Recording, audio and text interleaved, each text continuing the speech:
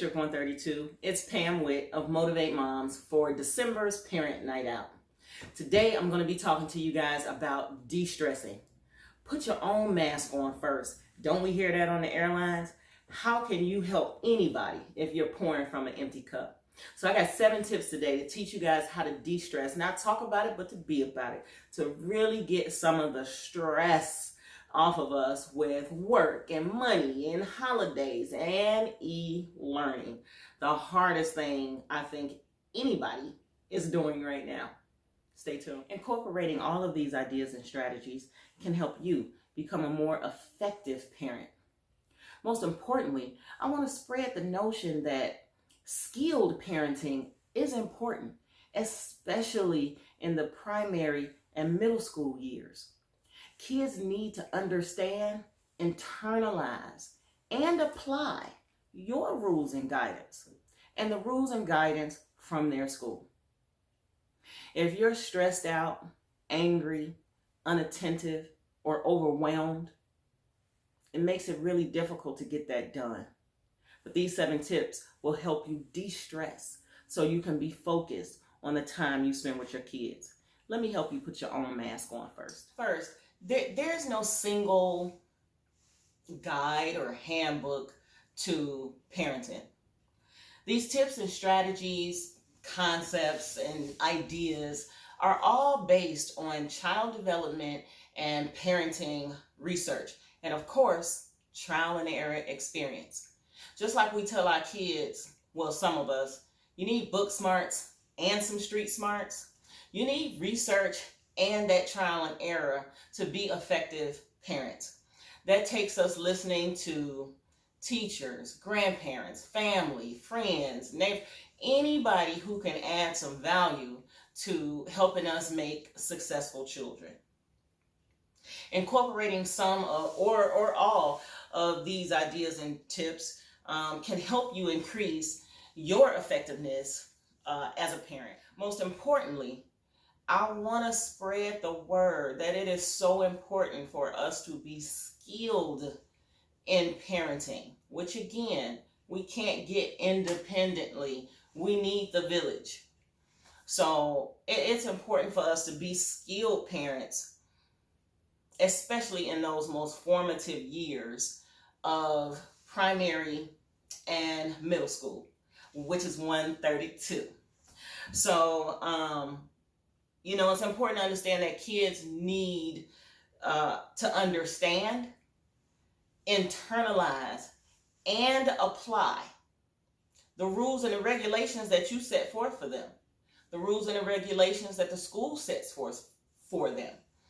And they can't do that if you are short-tempered, angry, frustrated, overwhelmed, or unattentive because of your stress level. Everybody's going through things, so it's so important for us to just not say, oh, I'm so stressed, and do nothing about it, but to actually actively try to de-stress ourselves. So, having said that, I want you to understand that the most important person in your child's life is you. And you cannot pour from an empty cup. I'm sure somebody said that to you before. You can't pour from an empty cup. You gotta take care of yourself. You have to. So I got 7 tips for you guys to help try to de-stress yourself that don't cost a dime. Just a little bit of time. Stay tuned. When thinking about de-stressing, I want you guys to think of a flight you may have taken where the airline stewardess comes on and she tells you the first thing you can do to help others is put your mask on first. You can't help save anybody's life if you can't save your own. In that vein is how I want to talk about de-stressing yourself. If you are stressed out, upset, all these negative emotions several times a day or all week, it's going to trickle over to your kid. So you have to take care of yourself. It's part of your responsibility as a parent to take care of yourself. The first tip I want to give you guys to de-stress is to take a brain break. Just take a brain break. Just walk away from it.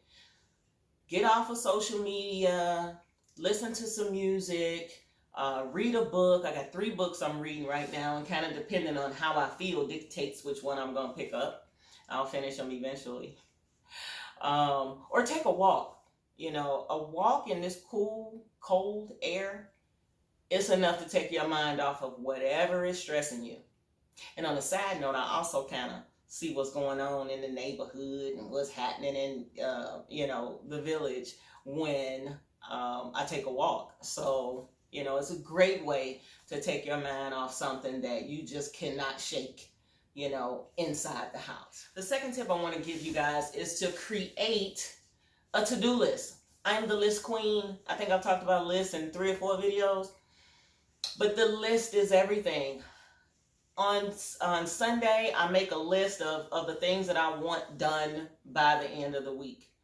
And sometimes I complete the list, sometimes I don't. But it feels good to say, oh, okay, I did A, B, and C. I didn't get to E and F. I start my next week with E and F, and then I add things to it. But it feels good to say, hey, I did that this week. That's what I focused on. I got that done. Sometimes, I finish the whole list, and I think I need a treat. But that list is everything, and it keeps me calm. So I don't feel like 900 things are going on. Whatever you want to bring to the table goes onto my list where I can fit it in. I don't feel like I'm so out of control. My days are out of control. That list is my boss.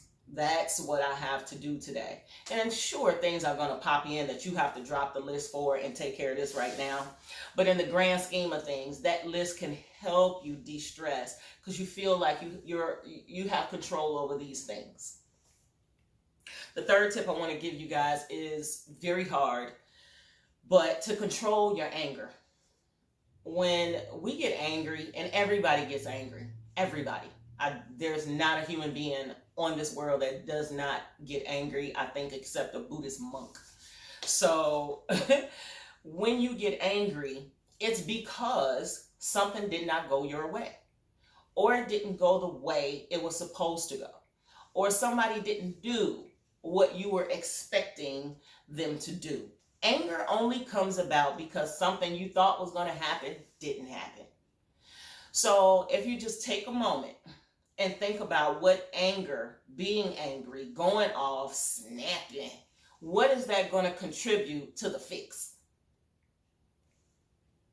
Because you can't fix a whole lot of stuff while you're hooping and hollering and yelling. You just make everybody else mad or sad, depressed. You cause emotions that we don't necessarily mean to cause.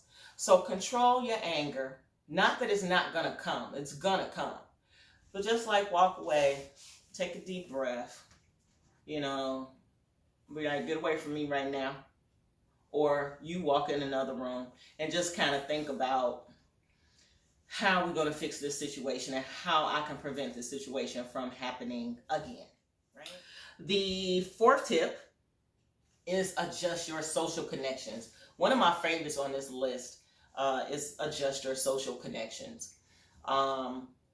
Sometimes our friends can cause stress points with us by coming over, talking about their problems at a time when we're not really in a place to help them emotionally with that. And sometimes they can gaslight you. What I mean by gaslighting, well, I'll give you an example. Your girlfriend comes over, and you're like, girl, I emailed the teacher. She did not respond.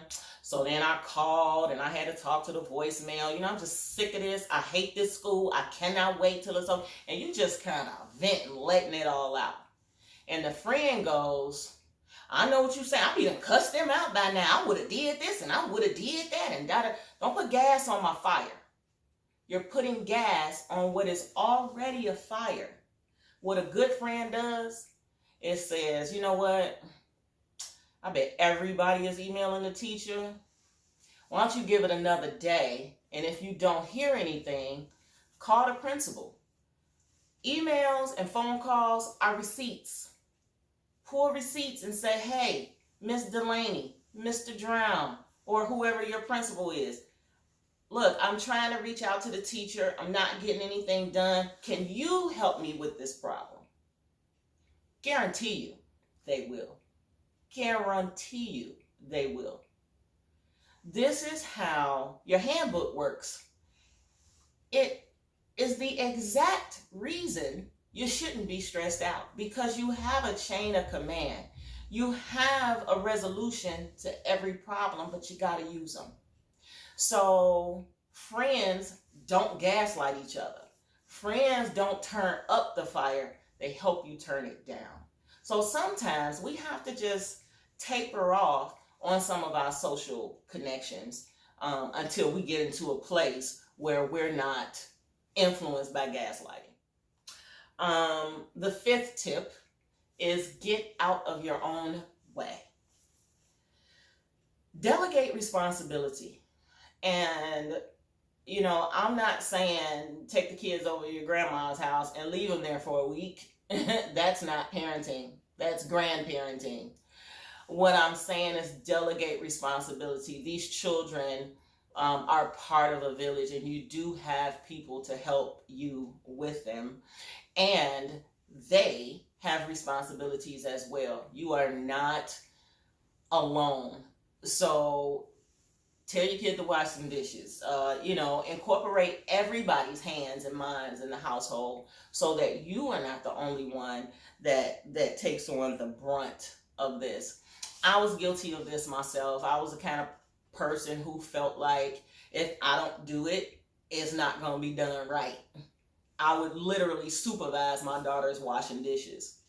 Just way too much micromanagement. And I saw this myself, thankfully. And I was like, you know what? The time that I spent micromanaging her, I could have did this, this, and this. At the end of the day, if she half washed the dishes, which y'all know what half washing the dishes mean, they half clean.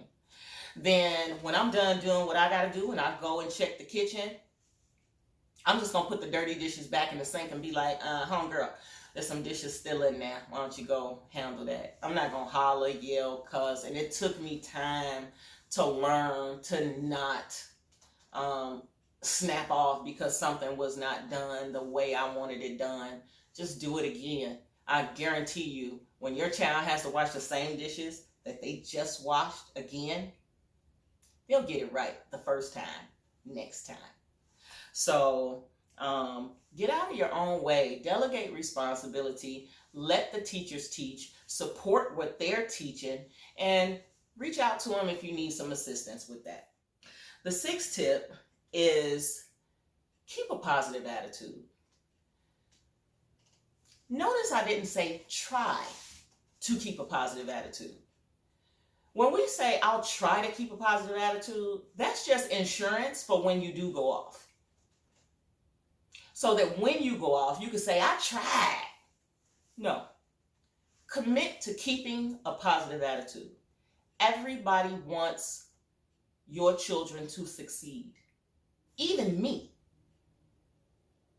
I'm watching teenagers go up and down my street pulling door handles, and every door that they find open, they steal everything out of the car. This is why I have a vested interest in the children in my community. I care about how children come out. I care that they have support systems from parents and loved ones who understand how to nurture their children beyond PlayStation, Nike, and Gucci. So everybody has a vested interest. Teachers have built careers and taken out tens of thousands of dollars in student loans for your child's success. Yeah, they did it for an income and to have a career too. But that career involves you having successful children. The school board, they're literally just here to make sure that the children in the community are successful. They don't even get paid.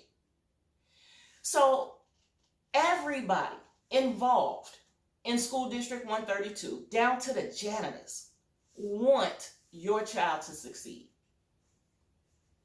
It's just as simple as that. So if you have that attitude that everybody wants me to win, everybody wants you to win. Everybody wants your kids to win. Nobody wants to work for a school district or be associated with a school district where all the kids are failing. That's not good for anyone. So keep positive. Go into conversations and meetings and, the things that you have to do for your child, even doctor's appointments, everything with a positive attitude. Don't try to have it. Have it. The seventh and the last tip I want to give you guys is the developmental age rule. OMG, I wish I had this when my girls were in middle school. Dr. Ng, who is a doctor of education, Dr. Norman Ng, if anybody wants to Google him, his last name is E-N-G. I'll put it in here somewhere. He says that your kids learn in minutes based on age. So what that means is if your kid is 10, you multiply by 2, you got 20 minutes of full 100% attention. 20 minutes. A lot of adults have less than that. But he says teach in spurts. So they went to school today and now you're following up when you get home from work or immediately after school, however you guys are getting down at home. And so you spend 20 minutes working on a problem or a lesson and then walk away, take a break, let them make a phone call, get a snack, you throw a load of clothes in the wash, and in a couple of minutes you come back, you do another 20 minutes. And you do that maybe 3 or 4 times depending on the content and the amount of material that you have to go through for the night. But the point of it, the research behind it, is that a 10-year-old is only going to give you 20 minutes of full attention before they naturally, their development says that they're going to start fading off. They're going to start zoning out on you. So do 20 minutes. Don't try to make them sit for 2 or 3 hours. They're doing that at school. At home, you can be more effective if you work within the developmental age rule. Now, having said that, there are definitely outliers to this, meaning some children can go through 2 or 3 hours with no problem. This is what they do. Education is their jam. They love it. They want to be the best. The kid that cries if they get a B. Those kids, let them keep doing their thing. The kids on this side of the outlier who may just not be getting it, but we know they can. So let's change up how we deliver the study that comes after school. Teachers handle the daytime. I'm talking about your private time, your follow-up, your study support that you do with the kids after school time. So if your kid's 14, you got 28, 30 minutes to focus on something, then let them make a phone call or something and say, hey, meet me back at the table in 20. Maybe they want to go hop in the shower real quick. Maybe they want to go, have a snack, make a jelly sandwich or something. Let them have a little space and then come back to it. Also, if your goal is 20 minutes and they're right there, don't cut it off. Keep going. The rule is not etched in stone. I also suggest that you don't tell the children about the rule. This is our little secrets. So you sit down, you're looking at your watch, you're going to do 20 minutes. Let it be a surprise that you look at them and say, you know what, let's take a break, let's walk away. They'll appreciate that you're respecting their space and how they learn. It's also going to give you a window into kind of learning the best moves to make e-learning less stressful for your kid. If you make it less stressful for them, guess who else it benefits? You. So think about the developmental age rule. And again, Like I said at the start of this video, this is research-based. So when I say research-based, there's like thousands of psychologists, psychiatrists, sociologists who like took thousands and thousands of kids over decades and found that they all do this thing right here. They all lose attention. If they're 7, all of them fall off after about 14 minutes. If they're 15, they all fall off after about 30 minutes. I found that education in general, like class time, was set up off of this rule. So it makes sense that we have this information so we can use the same rule at home. How we can keep their focus. You know, you can have 100% of focus for 20 minutes, or you can have 100% of focus for 20 minutes inside of 2 hours that you're making them sit there. You're wasting your time and theirs if they're not paying attention and not getting it. So try the developmental age teaching spurts. I hope this video helped you guys. I hope there is something in it that makes e-learning and parenting right now a little bit easier for you. Have a merry, merry, blessed Christmas, and I will see all of you guys in January.